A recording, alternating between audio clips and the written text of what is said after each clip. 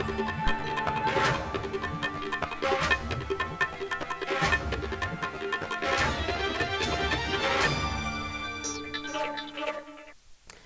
चलिए अब आपको सुनाते हैं कि उत्तर प्रदेश के अपर मुख्य सचिव गृह अवनीश अवस्थी ने कोरोना की स्थिति को लेकर क्या कुछ कहा है। इस समय एक्टिव केसेस हैं। आइसोलेशन वार्ड्स में 1871 लोग हैं और फैसिलिटी क्वारंटाइन में 9911 लोग रखे गए हैं। जो लोग अभी तक संक्रमित हुए हैं उनमें से 74.6% पुरुष हैं और 25.4% महिलाएं हैं। कल प्रदेश में 4,878 सैंपल्स की टेस्टिंग की गई। 426 पूल्स लगाए गए, जिनमें 35 पूल पॉजिटिव आए और 391 पूल निगेटिव आए। पूल टेस्टिंग के माध्यम से 2082 सैंपल्स की जांच की गई। अभी तक प्रदेश में जो पूल लगाए जा रहे थे उसमें 5 सैंपल्स को एक साथ पूल किया जा रहा था। अब टेस्टिंग लैबोरेटरीज ने ये निर्णय लिया है कि प्रथम चरण में वो 5 से बढ़ाकर अब 10 सैंपल्स का पूल लगाएंगे और उसके पश्चात उसको और बढ़ाएंगे। ICMR के द्वारा 25 तक सैंपल को पूल करने की अनुमति प्रदान कर दी गई है। हमारी जो सर्वेलेंस की टीम्स लगातार कार्य करती हैं उनके द्वारा 75,006 टीमों ने अभी तक काम किया है हॉटस्पॉट के एरिया में और उसके अलावे भी दूसरे इलाकों में। उनमें 61,92,280 घरों का सर्वेक्षण किया गया, जिसमें 3,07,34,222 लोगों का सर्वेक्षण इन टीमों के द्वारा किया गया है और लक्षणों के आधार पर उसमें परीक्षण की या सलाह देने की कार्रवाई की गई है। जो प्रवासी कामगार निरंतर प्रदेश में आ रहे हैं उनका आप जानते हैं कि थर्मल स्क्रीनिंग के बाद जो लक्षण रहित होते हैं उनको 21 दिन के होम क्वारंटाइन में भेजा जाता है और उनके लिए एक ग्राम निगरानी समिति और मोहल्ला निगरानी समिति बनाई गई है ताकि उनका होम क्वारंटाइन बिल्कुल कड़ाई के साथ सुनिश्चित किया जा सके।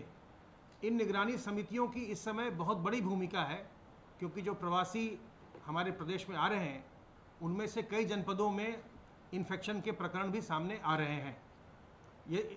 उनको ये चाहिए, जो भी प्रवासी कामगार हैं वो यदि होम क्वारंटाइन में भेजे गए हैं तो इसका पालन वो कड़ाई से करें और अपने घर में भी अपने बुजुर्गों से, जिन लोगों को पहले से कोई बीमारी हो उनसे अथवा गर्भवती महिलाओं से वो दूरी बनाए रखें ताकि उनमें किसी प्रकार का संक्रमण न जाने पाए।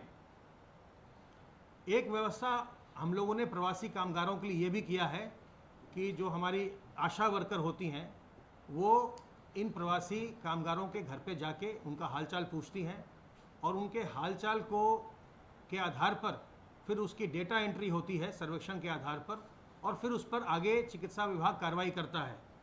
अब तक आशा वर्कर्स के द्वारा 2,62,638 प्रवासी कामगारों का सर्वेक्षण किया जा चुका है, जिसमें से 305 लोग किसी न किसी लक्षण वाले मिले हैं, जिनमें कि कोई सर्दी खांसी जुकाम या सांस लेने में तकलीफ आदि, और इन सबों का सैंपल लेकर के इनका परीक्षण करवाया जा रहा है। यह कार्य निरंतर चल रहा है। जो हमारे निजी चिकित्सकों ने और जो निजी नर्सिंग होम हैं, अस्पताल हैं, उन्होंने माननीय मुख्यमंत्री जी से अनुरोध किया था कि उनके नर्सिंग होम के रजिस्ट्रेशन को, क्योंकि इस संक्रमण के काल में उनके द्वारा फॉर्म इत्यादि भरने के और कार्रवाई सब संभव नहीं हो पा रही है, उसे 6 महीने के लिए बढ़ा दिया जाए। उसके आदेश जारी कर दिए गए हैं। पहले भी उनका जो नर्सिंग होम का रजिस्ट्रेशन था वो 30 जून तक बढ़ा दिया गया था। अब उसे 31 दिसंबर तक के लिए प्रदेश में सभी नर्सिंग होम और चिकित्सालयों का, निजी चिकित्सालयों का पंजीकरण स्वमेव बढ़ा दिया गया है। आरोग्य सेतु ऐप का लगातार हम प्रयोग कर रहे हैं, उपयोग में ला रहे हैं, और जो भी उससे अलर्ट्स जनरेट हो रहे हैं उनको हमारे कंट्रोल रूम से लगातार फ़ोन किया जा रहा है। अब तक 6500 से अधिक लोगों को यहाँ से फ़ोन से उनका संपर्क करके हालचाल पूछा गया है। इनमें से 14 लोग ऐसे उनमें मिले हैं जिनको कि परीक्षण के बाद वो पॉजिटिव पाए गए, वो अस्पतालों में भर्ती हैं, उनकी चिकित्सा हो रही है। और 58 लोग ऐसे उसमें हैं जिन्होंने बताया कि उन्हें किसी न किसी प्रकार की कोई पहले से बीमारी है, उनको सलाह दी गई है कि वो संक्रमण से बचें। इसके अलावा अन्य सभी लोगों ने, काफ़ी लोगों ने ये बताया है कि वो सतर्क हैं और उनको अभी कोई इस समय समस्या नहीं है। आपके माध्यम से एक बार फिर से मैं ये दोहराना चाहता हूँ कि इस संक्रमण का वर्तमान में कोई वैक्सीन अथवा कोई दवा नहीं है। इससे हम सतर्क रह के अपना बचाव कर सकते हैं और वही सबसे सशक्त माध्यम है। इसके लिए साबुन और पानी से बार बार हाथ धोना, अपने मुंह और नाक को, चेहरे को फेस कवर से ढक कर रखना, चाहे आप किसी मास्क से ढकें या गमछा, रुमाल, दुपट्टे से आप उसको ढकें, लेकिन जब भी आप सार्वजनिक स्थल में जाएं तो अपने मुंह और नाक को ढक कर रखें और सोशल डिस्टेंसिंग मेंटेन करें। कहीं भी आप सार्वजनिक जगह में हों तो लोगों से 2 गज की दूरी मेंटेन करें, जिससे कि आपको कोई संक्रमण न होने पाए। अगर आप अपने चेहरे को ढकेंगे तो यदि आप संक्रमित हैं दूसरों को संक्रमण नहीं देंगे, और अगर आप संक्रमित नहीं हैं तो आप दूसरों से संक्रमण नहीं पाएंगे। इसलिए मुंह और नाक को ढकना बहुत ही ज़रूरी है।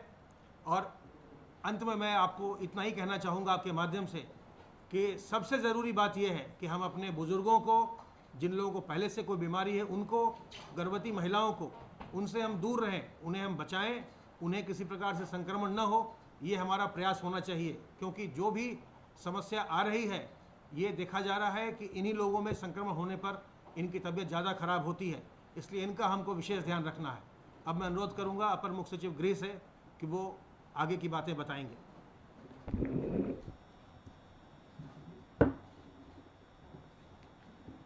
आज माननीय मुख्यमंत्री जी ने टीम 11 की बैठक की और उस बैठक में उन्होंने बहुत ही स्पष्ट और बहुत ही क्लियर कट आदेश किए हैं कि आज सभी जिले स्तर के जिलाधिकारी, जिले के जो पुलिस के अधिकारी हैं वो ड्राइव चलाएं और प्रत्येक जनपद में जो भी लोग पैदल चल रहे हैं, जो भी लोग साइकिल से चल रहे हैं, जो भी लोग कहीं किसी ट्रक पर चढ़ गए हैं, उनको वहाँ चलने न दें, उतारें, उनकी प्रॉपर भोजन पानी की व्यवस्था सुनिश्चित करें और फिर क्वारंटाइन सेंटर ले जाकर उनको विशेष रूप से जो है अपने घर तक, होम क्वारंटाइन तक भेजने की व्यवस्था करें। मुख्यमंत्री जी ने डीजीपी साहब को, सभी पुलिस अधिकारियों को ये आदेश दिया है कि प्रत्येक थाने में एक दल गठित कर दिया जाए, एक टीम गठित कर दी जाए। जो इस तरह के लोग सड़क पर चल रहे हैं उनसे अनुरोध करके, उनको समझाकर, उनको प्रॉपर वाहनों की व्यवस्था देकर उनको अलग अलग जनपदों को भेजते हुए क्वारंटाइन सेंटर के माध्यम से उनकी जो है विवरण उपलब्ध कराते हुए उनको जो है घर तक भेजा जाए। मुख्यमंत्री जी ने ये भी आदेश किया है कि प्रत्येक जनपद में रोडवेज की बसें तो लगी हैं, लेकिन साथ साथ निजी वाहन भी, निजी बस, निजी जो है गाड़ियां भी जो है हर हालत में जिलाधिकारी आज ही उनको जो है इकट्ठा कर लें, आज ही उनको किराए पर ले लें, आज ही उनके पेट्रोल डीजल की व्यवस्था सुनिश्चित करें और प्रत्येक दशा में पर्याप्त वाहन जिले स्तर पर, थाने स्तर पर उपलब्ध करा दें, जिससे ऐसे जो भी लोग जा रहे हैं, पैदल चल रहे हैं, उनकी सहूलियत के लिए, उनकी व्यवस्था के लिए एक व्यवस्था बन जाए और उनको प्रॉपरली जो है क्वारंटाइन सेंटर भेजकर भोजन पानी आदि कराकर, हेल्थ स्क्रीनिंग कराकर फिर उनको घर पर क्वारंटाइन के लिए भेजा जाए। मुख्यमंत्री जी ने एक विशेष आदेश आज ये भी किया है और ये बहुत ही एक विशेष उनका जो है कह लीजिए उनका एक प्यार है उनका कि जो भी हमारे श्रमिक, जो भी हमारे पैदल चलने वाले व्यक्ति, कहीं भी जो है बॉर्डर पर कोई भी व्यक्ति अगर आ रहा है तो हम लोग प्रयास करें कि उनको एक पानी की बोतल जरूर दिला दें, यथासंभव भोजन की व्यवस्था भी जरूर करा दें, तो प्रदेश के बॉर्डर पर जो भी लोग आ रहे हैं उनको एक सम्मानजनक तरीके से जो है उनको आमंत्रित करके सम्मानजनक तरीके से जो उनकी व्यवस्था कराकर, जो भी पैदल चल रहे हैं कि जो भी साइकिल से हैं उनको बसों से, और झांसी से सहारनपुर से अब ट्रेन चालू कर दी गई है, ट्रेन और बस से जो है उनको अपने गृह जनपद भेजने की व्यवस्था की जाए। आपको मालूम है कि पूरे प्रदेश में अब तक 380 ट्रेनें जो है आज अभी इस समय तक आ चुकी हैं, और मुझे बताने में खुशी है कि मुख्यमंत्री जी का आदेश था कि पूरे प्रदेश में जहां संभव हो वहां उस जनपद में ट्रेन के रुकने की व्यवस्था, ट्रेन को उतारने की व्यवस्था की जाए। तो अब 48 जनपदों में ट्रेन के स्टेशन पर बाहर से आने वाले कामगारों को, श्रमिकों को उतारा जा रहा है। रेलवे के विभाग ने, डीआरएम्स ने, यहाँ के जो सीनियर ऑफिसर्स हैं, चेयरमैन रेलवे बोर्ड ने, सभी ने बहुत सहयोग दिया है, और रेल विभाग पूरे प्रदेश में, उत्तर प्रदेश में सबसे ज़्यादा गाड़ियाँ रेल की जो है रेल के पूरी रेक्स जो है उपलब्ध करा रही है। अब तक 380 ट्रेन जो आई हैं उसमें आगरा में आई हैं, कानपुर में आई हैं, लखनऊ में 34 ट्रेनें अभी तक जो है भिन्न भिन्न जनपदों, भिन्न भिन्न प्रदेशों से आई हैं। जौनपुर जैसे ज़िले में 25 ट्रेनें आ गई हैं। गोरखपुर में पूरे देश में रिकॉर्ड है कि गोरखपुर में 57, एक ज़िले में 57 ट्रेनें आई हैं। ये कहीं भी किसी भी प्रदेश में किसी जनपद में इतनी अधिक ट्रेनें नहीं आई होंगी। बलिया में 14 ट्रेनें आ गई हैं, प्रयागराज में 25 ट्रेनें आ गई हैं, 18 ट्रेनें वाराणसी में आ गई हैं, 13 ट्रेनें आजमगढ़ में आ गई हैं, गोंडा में जैसे ज़िले में 25 ट्रेनें आ गई हैं। इसके साथ साथ बस्ती में 12 ट्रेनें आ गई हैं। देवरिया जैसे जनपद में अभी हमने नया स्टेशन खोला है, वहाँ भी 7 ट्रेनें आ गई हैं। कुल मिला के 380 ट्रेनें आ गई हैं, और अब आगे आने वाले समय में लगभग 626 कुल ट्रेनों की व्यवस्था हमने सहमति दे दी है, जिसमें से 380 आ गई हैं। लगभग 250 ट्रेनों की सहमति भिन्न भिन्न प्रदेशों में है। माननीय मुख्यमंत्री जी ने आज जब समीक्षा की तो ये पाया कि 1 मार्च से 30 अप्रैल तक हमारे प्रदेश में 6.5 लाख लोग अलग अलग प्रांतों से आए हैं। विशेष रूप से दिल्ली से और दिल्ली के बॉर्डर से जो है एक जो पूरा अभियान रोडवेज की बसों का चलाया गया, सब मिलाकर 6.5 लाख लोग आए हैं। आज की तारीख तक 6.5 लाख लोगों के साथ साथ 4,70,000 केवल ट्रेन से लोग आए हैं। इसके साथ साथ जो बसों की व्यवस्था की गई, हरियाणा से बस की गई, मध्य प्रदेश से बस की गई, राजस्थान से बसें की गई, उत्तरांचल से बसें की गई, कोटा के छात्रों के लिए विशेष बसें की गई, इसके साथ साथ प्रयागराज की बसों को भी लगाया गया। कुल मिलाकर बसों के माध्यम से 70,000 लोग जो है अलग से उनको लाया गया है, और निरंतर प्रतिदिन राजस्थान और हरियाणा से बसों से लगभग 100 से 200 बसों से लगभग 5 से 7,000 लोग निरंतर प्रतिदिन आ रहे हैं। तो एक और 6.5 लाख लोग 30 अप्रैल तक आए, 4,70,000 लोग अभी ट्रेन से आ चुके हैं, 70,000 लोग कम से कम बसों से आ चुके हैं, और लगभग 1.5 लाख से अधिक ही लोग जो है अपने निजी वाहन से जो बॉर्डर से आए हैं। कुल मिलाकर 13.5 लाख लोग उत्तर प्रदेश में आज तक आ चुके हैं, जिनको अलग अलग जनपदों में ले जाकर, अलग अलग जनपदों में क्वारंटाइन सेंटर ले जाकर उनकी पूरा जो है खाने और पानी की, पीने पानी की व्यवस्था करके, उनकी पूरी मेडिकल चेकअप करके, उनका डेटाबेस तैयार करके, उनका स्किलिंग का डेटाबेस तैयार करके उनको होम क्वारंटाइन भेजते हुए, होम क्वारंटाइन में जाने के बाद गांव समिति में जो निगरानी समिति है उनके जो है उनको सूचना देकर उनके माध्यम से पूरे प्रदेश में व्यवस्था की जा रही है। 13.5 लाख लोग हमारे प्रदेश में अब तक आ चुके हैं। ये रिकॉर्ड है, पूरे देश में सबसे अधिक लोग जो है उत्तर प्रदेश में आए हैं। 380 ट्रेनें जो आई हैं, आज एक नया रिकॉर्ड हुआ है। गुजरात राज्य से 201 ट्रेन, 201 ट्रेन आज तक आ चुकी हैं।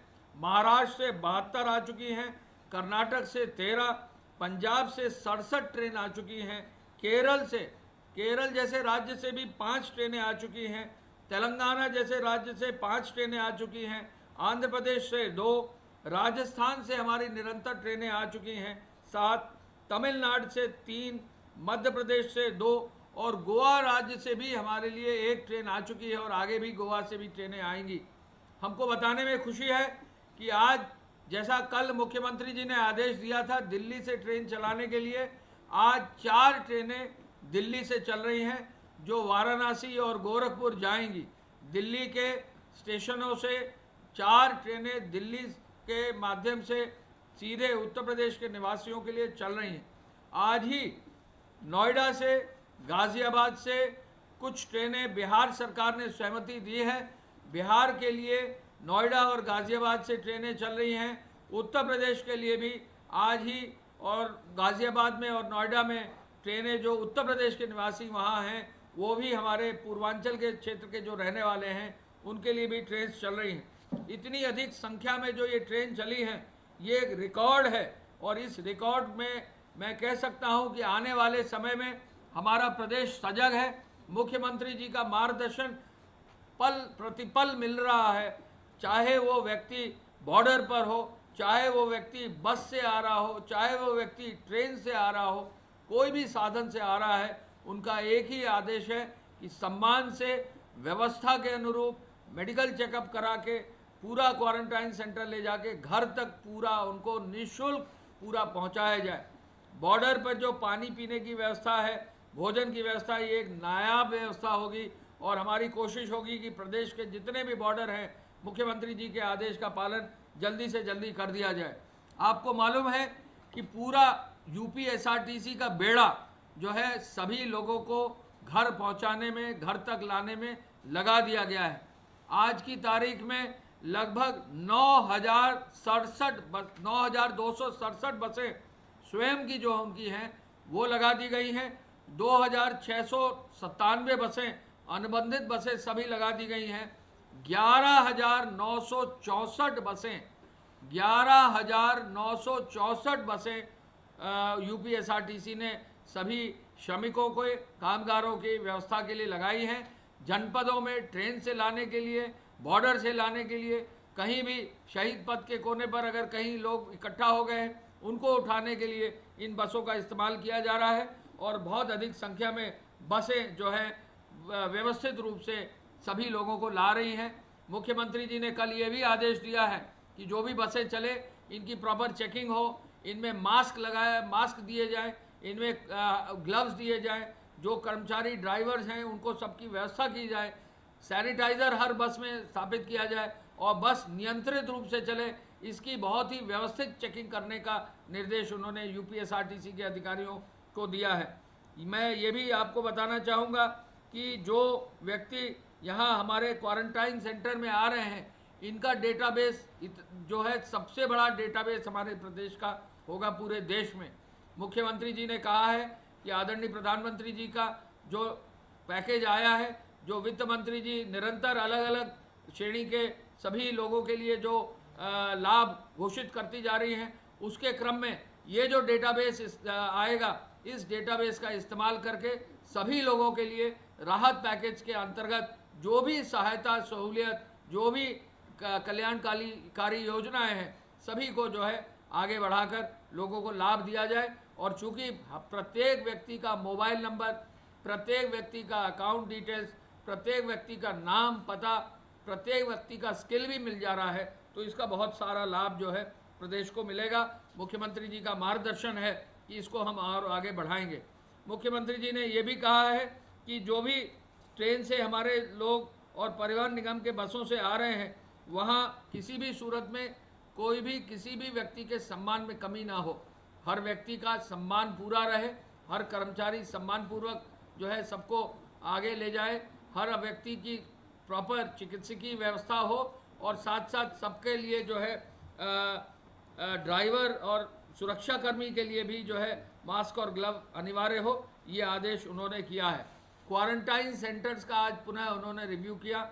क्वारंटाइन सेंटर में सफाई, क्वारंटाइन सेंटर में भोजन की व्यवस्था, क्वारंटाइन सेंटर में चेकअप की व्यवस्था के लिए भी स्वास्थ्य विभाग को उन्होंने निर्देश दिया है कि और अधिक medical teams in quarantine centre में लगा दी जाए। आपको मालूम है कि एक दिन में लगभग 70 ट्रेनें जो है आज आएंगी, 70 तो ऐसे में एक ही दिन में पूरे प्रदेश में कम से कम ट्रेन से केवल 1 लाख से अधिक लोग आएंगे। इतनी बड़ी संख्या में जो लोग आते हैं, इनके मेडिकल चेकअप के लिए व्यापक रूप से एक व्यवस्था करनी पड़ती है। उस कार्य को भी करने को व्यवस्थित रूप से करने का निर्देश उन्होंने दिया है। मुख्यमंत्री जी ने आदेश किया था जो वरिष्ठ IAS और PCS अधिकारी हैं वो प्रत्येक क्वारंटाइन सेंटर जाएंगे। ये व्यवस्था चल रही है। मुख्यमंत्री जी ने अग्रिम आदेशों तक इन अधिकारियों को ये निर्देश दिया है कि वो जिले में ही रहेंगे और जिले में ही क्वारंटाइन सेंटर्स में चूँकि भारी संख्या में लोग आ रहे हैं, उनका निरीक्षण करते हुए जो भी सहयोग होगा वहाँ के जिला प्रशासन को कमिश्नर के मार्गदर्शन में काम करते रहेंगे।